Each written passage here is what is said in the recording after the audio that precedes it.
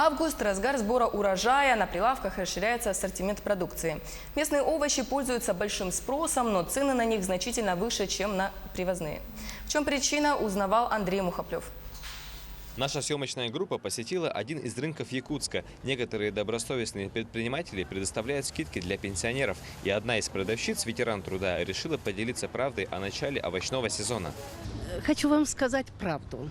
Значит, когда начинается сезон у нас, они вот это спрашивают, вот это уссурийское и недовольны. Ну, хотят местное.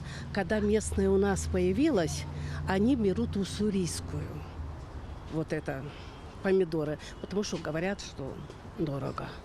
На рынке мы встретили местного жителя, который всегда проверяет каждую покупку на нитраты. Нитраты – это вещество, которое добавляют для ускорения роста плода. Некоторые фермеры добавляют выше нормы, что не рекомендуется. Отметим, что некоторые овощники, чтобы приманить к себе покупателя, пишут на табличках из картона «местные» или же «самые лучшие в мире». Но не все покупатели верят, что написано на витрине.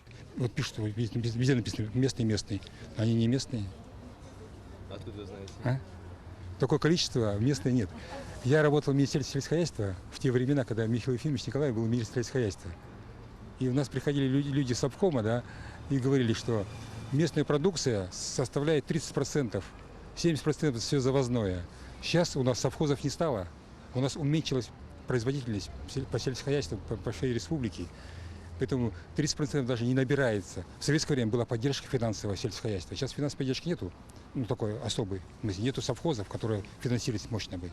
По словам главного агронома Якутска, в 2019 году в городе Якутске было посажено 502 гектара картофеля, а также 168 гектаров различных овощей, посаженных на открытом воздухе, и 12 гектаров, выращенных в теплице. По городу Якутску